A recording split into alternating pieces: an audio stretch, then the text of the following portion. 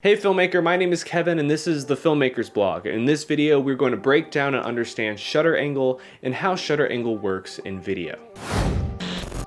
If you haven't seen my last video on shutter speed, make sure to check that out because I'll be referencing that video a lot in today's video. I'll have it linked for you above and below. So here's the big takeaway. Shutter angle and shutter speed do the same thing.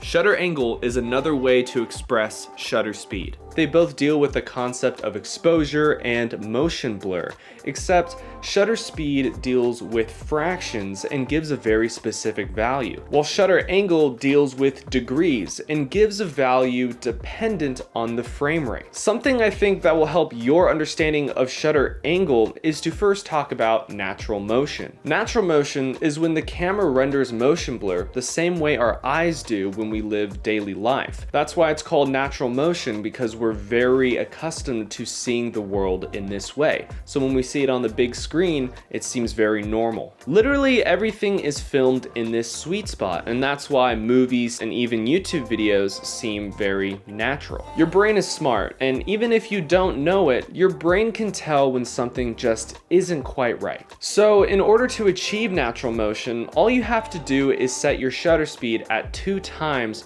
the frame rate you're shooting at. If you're shooting at 24 frames per second, you just need to set your shutter speed to 1/48. And this would be equal to another person shooting at 24 frames per second and setting their shutter angle at 180 degrees. So what if we're shooting at 60 frames per second? Well, we would set the shutter speed 2 times the frame rate, which would be 120.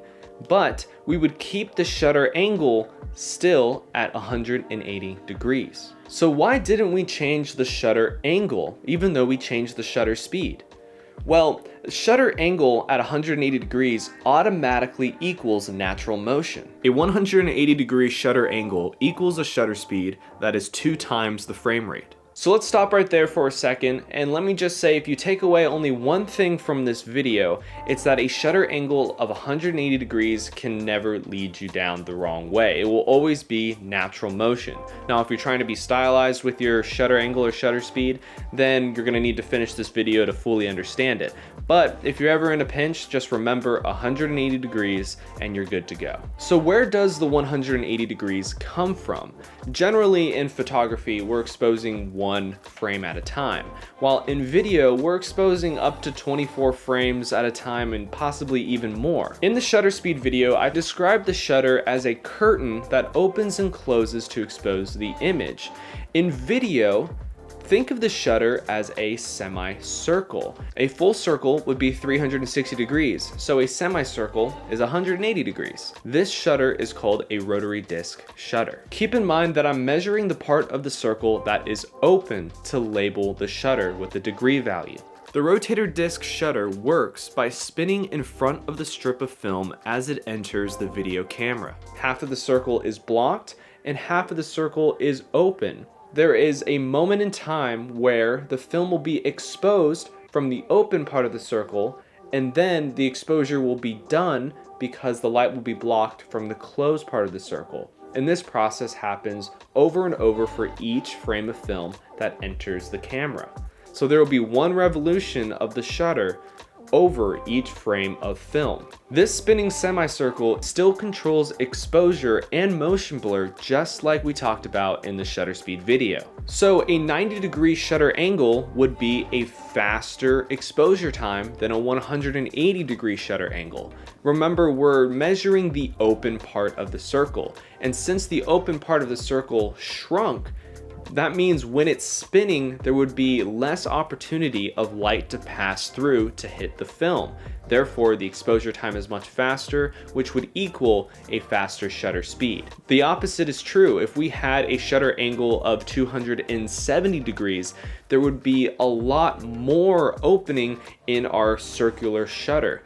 Therefore, when the shutter spins over the film, the exposure time will be much longer than it was before. This would equal a much slower shutter speed. Now, I've been talking in terms of shutter angle and shutter speed, but I haven't linked the two with any specific numbers.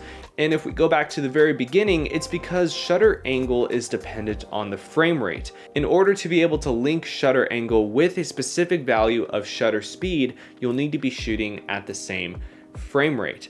And there's also an equation. So here's a scale where I have shutter angle degree values that are equal to shutter speed values for 24 frames a second.